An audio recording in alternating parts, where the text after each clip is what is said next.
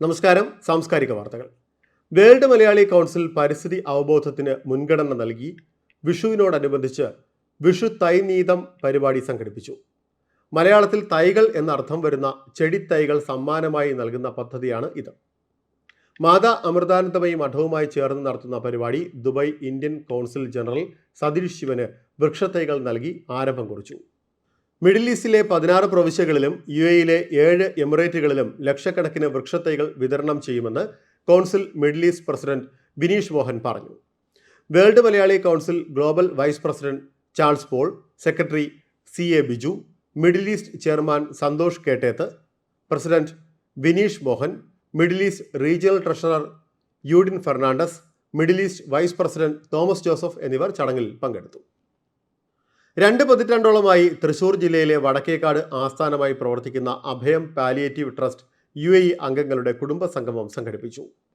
കിസൈസിലുള്ള bin Shabeeb മോളിൽ ചേർന്ന സംഗമത്തിൽ ഡോക്ടർ ജമാൽ അബൂബക്കർ മുഖ്യാതിഥിയായി. അബ്ദുൽ മജീദ് അധ്യക്ഷത വഹിച്ചു. അഭയം UAE coordinator doctor Mujeeb Rahman സ്വാഗതം പറഞ്ഞു.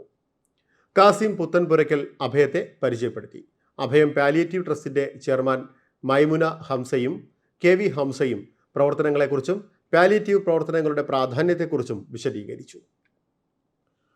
മഴക്കെടുതി മൂലം ദുരിതമനുഭവിക്കുന്ന കൽബയിലെ പ്രവാസി സമൂഹത്തിന് സഹായഹസ്തവുമായി ഇൻഗാസ് ഫുജൈറ. ഭക്ഷണ വിതരണം, താൽക്കാലിക താമസ സൗകര്യമൊരുക്കൽ, അവശ്യ സാധനങ്ങളുടെ വിതരണം എന്നീ പ്രവർത്തനങ്ങളാണ് നടക്കുന്നത്. ഉച്ചയ്ക്കും രാത്രിയിലുമാണ് ഭക്ഷണ വിതരണം നടന്നുവരുന്നത്. പാഠപുസ്തകങ്ങൾ നഷ്ടപ്പെട്ട കുട്ടികൾക്ക് അത് ലഭ്യമാക്കുന്നതിനുള്ള ശ്രമങ്ങൾ നടക്കുന്നുണ്ട്.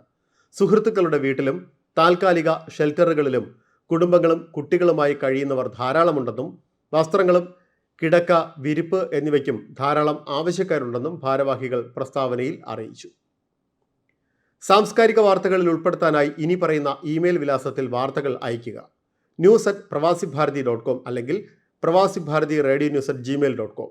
സാംസ്കാരിക വാർത്തകൾ എല്ലാ ദിവസവും UAE ഒമാൻ സമയം രാവിലെ 10:30, സൗദി, ഖത്തർ, ബഹ്റൈൻ, കുവൈറ്റ് സമയം രാവിലെ 9:30, ഇന്ത്യൻ സമയം ഉച്ചയ്ക്ക് 12 മണിക്ക്. നമസ്കാരം.